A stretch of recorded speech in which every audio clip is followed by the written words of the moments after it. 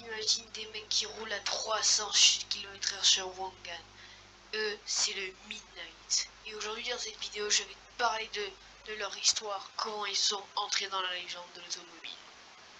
Bon, revenons en arrière. Dans les années 80, des mecs commencent à faire des rassemblements, ils font la course sur les autoroutes. Et c'est genre, ça commence par des centaines de voitures à des gros rassembleurs, assauts de bagnoles. Et parmi ces mecs, t'avais des mecs qui étaient sérieux et qui étaient là pour s'amuser. Et il va y avoir comme des clubs. Et il y en a un qui va rentrer, qui va être connu, c'est le American Car Club avec un homme, Yoshida-san. Et ce même homme fonda le Midnight Club avec 4 membres.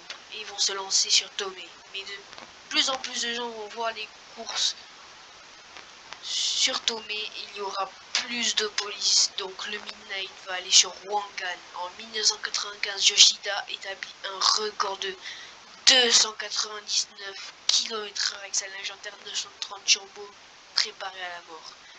Avec des turbos qui poussent vraiment très fort. Genre, si les turbos déclenchent en virage, c'est adieu. Mais plus tard, ce record va être battu par une Z à 313 km/h. Donc Yoshida envoie un fax à Porsche Allemagne et ils vont accepter. Ils vont mettre 4 moteurs et un va tenir, celui du 939. Enfin, je sais pas lequel, mais je crois qu'elle a participé aux 24 heures du Mans. Et ils vont la renvoyer au Japon. Yoshida va battre le record en 1999. Mais cette même année, un drame va arriver. Des Bosozoku qui ont une embrouille avec le Midnight vont les pousser dans des endroits avec plus de civils. Ils vont tuer accidentellement du coup des civils, et ceux-là ont leur règle d'or de ne jamais mettre les civils en danger. Ils vont s'arrêter. Mais quelques années plus tard, Yoshida-san se fera arrêter par la police. Et pour ceux qui espéraient un retour du Midnight, c'est mort.